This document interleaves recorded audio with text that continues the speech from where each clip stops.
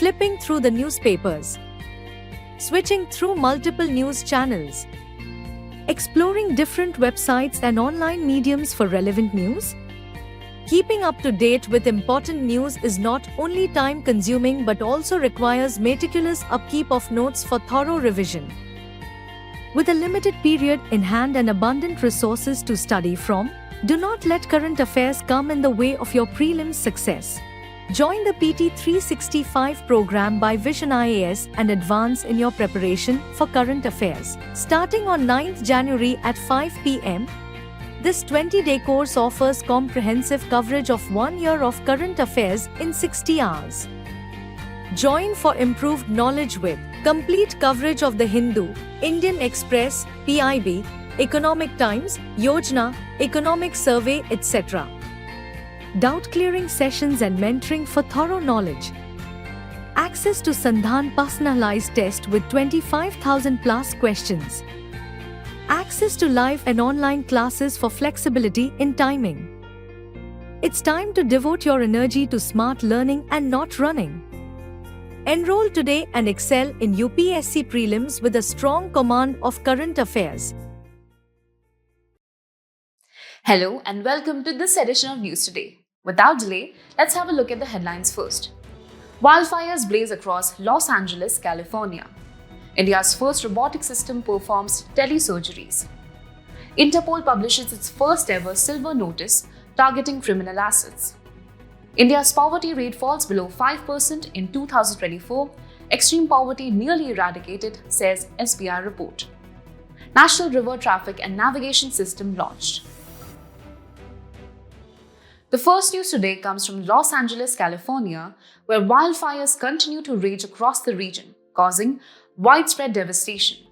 A recent study published in the Proceedings of National Academy of Sciences has revealed that 10 of the largest wildfires in California's history have occurred in the last 20 years. This alarming trend highlights the increasing intensity of wildfires, a situation that has become more severe in recent years, driven by several factors, including climate change. Now, let's take a closer look at the reasons behind these devastating fires. First, anthropogenic activities play a significant role. According to the US Forest Service, nearly 85% of all forest fires across the United States are started by humans, either deliberately or accidentally. In addition, a dry winter has contributed to the current situation. Since October, Southern California has received negligible rainfall, leaving vegetation more susceptible to fire. Adding to the danger are the Santa Ana winds, which blow from October to January. These winds are caused by a pressure difference between the Great Basin, that is, the area between Rocky Mountains and Sierra Nevada in the USA, with high pressure, and California's coast with low pressure. As it comes down to mountains, it compresses and heats up, further drying out the vegetation and making it more prone to burning. Climate change is also a major factor. Rising global temperatures have led to warmer springs and summers, creating longer and more intense dry seasons. This puts increased moisture stress on vegetation, making it more vulnerable to wildfires. The consequences of these wildfires are devastating. The smoke from the fires contains a mix of hazardous pollutants such as PM 2.5, NO2, ozone, aromatic hydrocarbons, and even lead, which pose serious risk to human health. Furthermore, these fires intensify climate change by releasing large amounts of carbon dioxide and other greenhouse gases into the atmosphere. The economic impact is also significant as wildfires destroy property, critical infrastructure, and cultural heritage. Environmentally, they lead to the loss of timber, biodiversity, and have severe consequences for indigenous communities and tourism. Wildfires also affect soil biomes, disrupt organic matter, and increase soil erosion, further exacerbating the damage. As wildfires continue to threaten California, it is clear that urgent action is needed to address the root causes and mitigate the far-reaching impacts of these catastrophic events. Now let's focus on a groundbreaking achievement in India's medical technology landscape. The country's first indigenous surgical robotic system, SSI Mantra, has successfully performed 2 world-first robotic cardiac telesurgeries. These surgeries were conducted with an impressive latency of just 40 milliseconds, demonstrating the immense potential of telesurgery, which uses robotics and cameras to enable surgeons to perform operations remotely via high-speed data connections. Now, let's take a closer look at SSI Mantra. It stands out as the only robotic system in the world to receive regulatory approval for both telesurgery and teleproctoring. This remarkable approval was granted by Central Drug Standard Control Organization or CDSCO under the Drugs and Cosmetics Act 1940. Furthermore, SSI Mantra has already set a benchmark by successfully performing the totally endoscopic coronary artery bypass or TCAB on a beating heart, widely regarded as one of the most complex cardiac procedures. But this is just one part of the story. Robotics is revolutionizing healthcare in many other ways as well. Safety and monitoring robots, for instance, are equipped with computer vision technology to remotely track patients' vital signs. Advanced robotic prosthetics, such as robotic limbs and exoskeletons, are significantly enhancing mobility and functionality for amputees. Additionally, sanitation and disinfection robots uses technology like ultraviolet sea light or hydrogen peroxide vapor to ensure sterile environments. Medical transportation robots are also playing a key role by delivering supplies, medications, and meals to patients. However, the adoption of such cutting-edge technology does not come without challenges. High initial costs, the lack of trained personnel to operate these intricate systems, and ethical concerns, particularly regarding accountability for potential errors, remain significant hurdles. Moreover, patient trust in robotic systems still needs to be strengthened.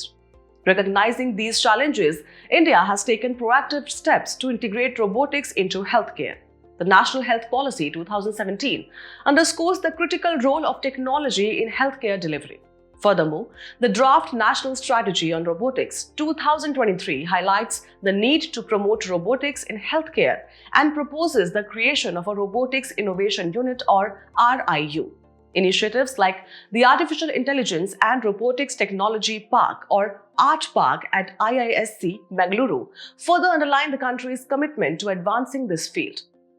These developments signal a transformative shift in India's healthcare system, where cutting-edge technology is paving the way for better, more accessible medical care. With systems like SSI Mantra leading the charge, the future of healthcare in India looks brighter than ever. In a groundbreaking development, Interpol has published its first ever silver notice, marking a significant milestone in the global fight against transnational organized crime. Let's dive into the details. This silver notice is part of a pilot phase involving 52 countries, including India.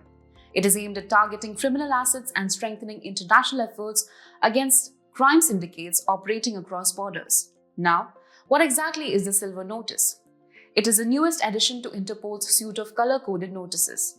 This particular notice focuses on locating, identifying and obtaining information about laundered assets. These include properties, vehicles, financial accounts, and businesses linked to criminal activities.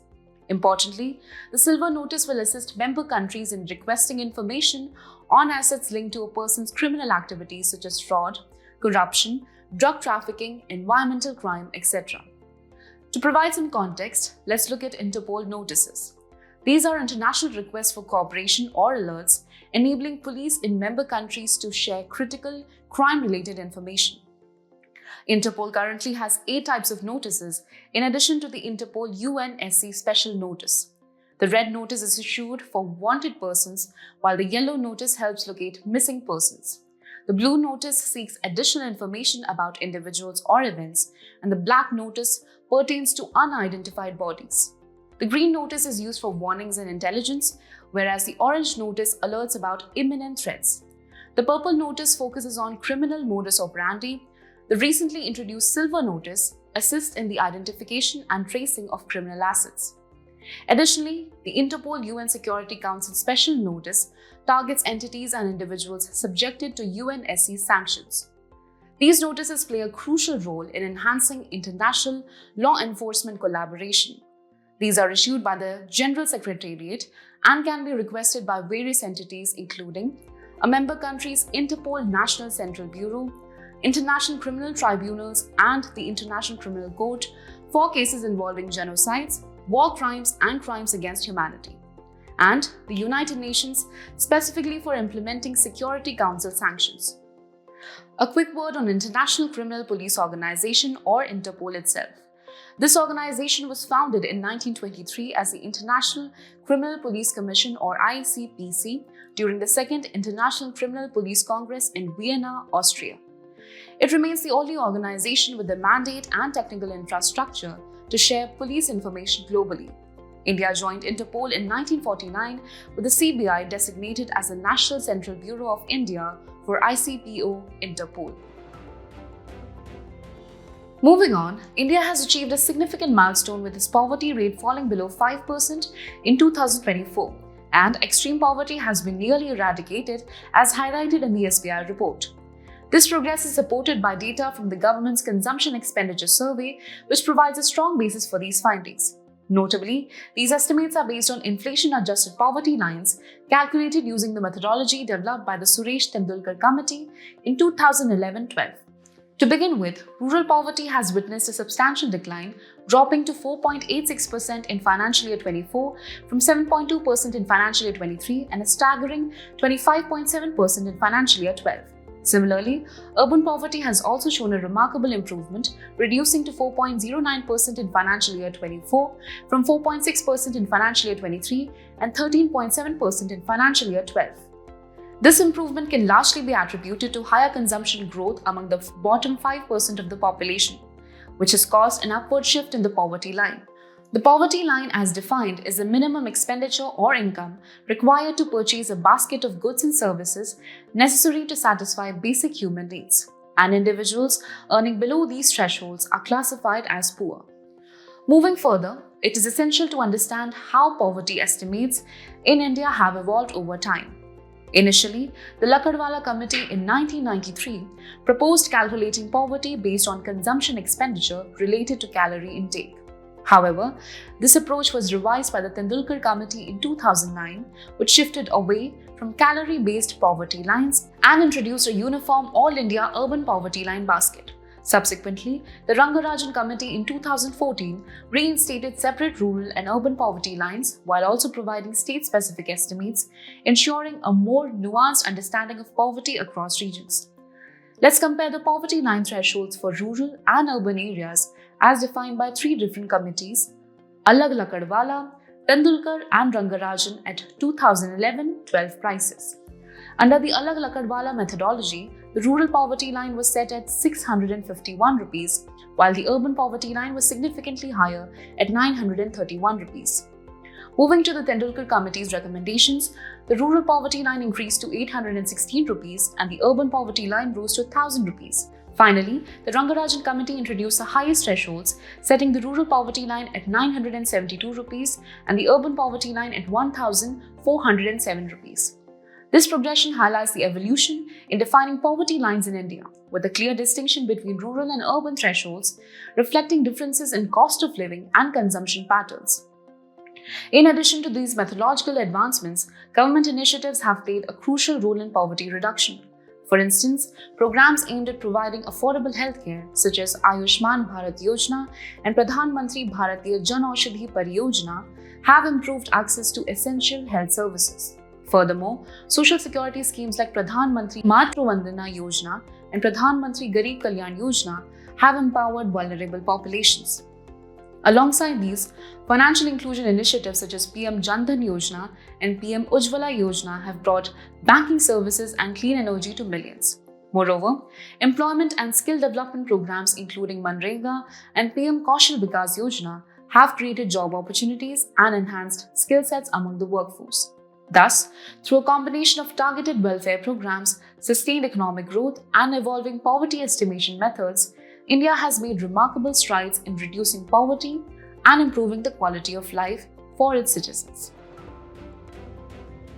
The National River Traffic and Navigation System, or NRT&NS, has been launched, aiming to enhance the safety and efficiency of inland vessel operations. This significant step was unveiled during the second meeting of the Inland Waterways Development Council, or IWDC. Now, a quick background on the IWDC. This council was set up in 2023 and serves as the apex platform for policy deliberation to promote and propagate inland waterways in India. Alongside the launch of the NRT&NS, several other important developments were highlighted. 9 regional centers of excellence, or RCOE, will be established to foster training and innovation in the inland water transport sector. Additionally, a riverine community development scheme has been proposed, which aims to improve the socio-economic well-being of riverine communities through infrastructure development, trade, tourism, and skill-building initiatives. Let's now turn our attention to the status of inland waterways in India. As of now, 111 waterways have been declared as National Waterways, or NWs, under the National Waterways Act 2016. Among these, some of the most prominent include NW1, which runs from Haldia to Prayagraj along the Ganga-Bhagirathi-Hooghly river system, and NW2, stretching from Dhubri to Sadia along the Brahmaputra river. India's inland waterways system is regulated by the Inland Waterways Authority of India, or IWAI, which was established through the IWAI Act of 1985. The country boasts an impressive 14,500 kilometers of navigable waterways, including rivers, canals, backwaters, and creeks, highlighting the vast potential for development in this sector. National waterways hold immense significance. They offer efficient infrastructure, bypassing the challenges of land acquisition. They also play a critical role in facilitating international trade. For instance, the Indo-Bangladesh Protocol allows seamless trade via NW1 and NW2. Moreover, they provide environmental benefits by being fuel efficient and promote regional and coastal development, particularly in regions like Northeast India. Additionally, several initiatives have been introduced to enhance inland waterways. These include infrastructure developments such as the construction of multi-modal terminals, or MMTs, the Inland Vessels Act 2021, which ensures safe vessel movement, river cruise tourism with the development of river cruise routes, the Jal Vahak scheme, which focuses on cargo delivery via waterways. However, challenges remain. Excessive upstream water withdrawals lead to meandering and grading of alluvial rivers. High siltation levels necessitate extensive dredging, which can be resource intensive. The launch of the NRT&NS, along with supporting initiatives like multimodal terminals, cruise tourism, and legislative reforms, marks a significant step forward for India's inland waterways. In today's Place in News, we will be discussing Cuba with its capital Havana. India has extended humanitarian assistance to Cuba in the aftermath of Hurricane Rafael. Now, let's discuss its political features. Cuba is the largest island country in the Caribbean Sea and is part of the Greater Antilles in the West Indies. Cuba's key neighboring countries include the United States to the north and northeast, the Bahamas to the north, and Mexico to the west, among others. Additionally, it shares its maritime boundaries with the Gulf of Mexico to the west and the Atlantic Ocean to the north. In terms of its geographical features, its major river is the Cauto, and its highest point is Pico Tarquino. As we conclude today's main news, let's have a look at some quick updates. According to the Center for Monitoring Indian Economy, the interest coverage ratio, or ICR, of unlisted companies is at a 30-year high. ICR is a financial ratio that indicates the ability of a firm to service its outstanding debt. It reflects the short-term financial health and stability of the firm. The United Nations published its flagship report, World Economic Situation and Prospects 2025. The report is produced by the UN Department of Economic and Social Affairs in partnership with the UN Conference on Trade and Development and the 5 UN regional commissions. Mumbai-based Mazagon Dock Shipbuilders Limited handed over the 6th Scorpion submarine Vakshir of Project P-75 to the Indian Army. Vakshir is named after the sandfish, a deep-sea predator of the Indian Ocean. It is the last of the series of 6 Calvary-class Scorpion submarines. Silver nanowire-based conductive ink technology was recently transferred to 2 Indian startups.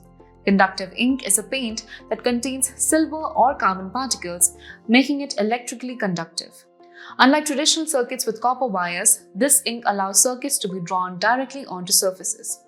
Union Minister of State for Environment launched nanobubble technology for cleaning and purifying water of National Zoological Park, Delhi.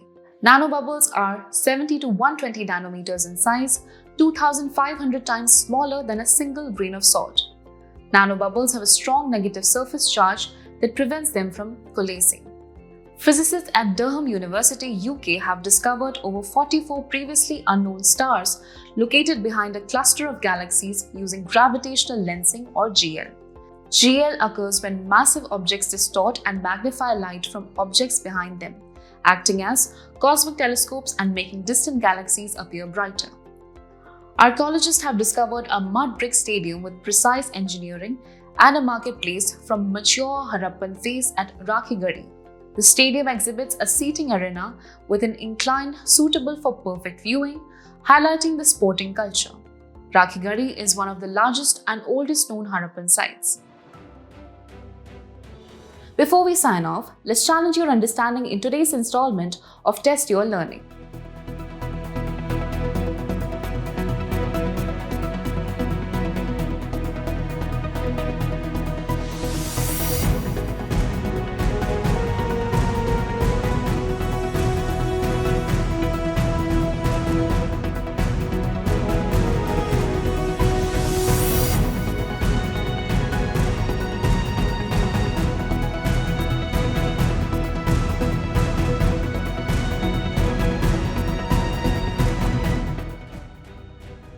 Thank you for joining us. We hope you found this episode of News Today engaging. For the solutions to the quiz and to access the PDF version of News Today, remember to visit the provided links in the description.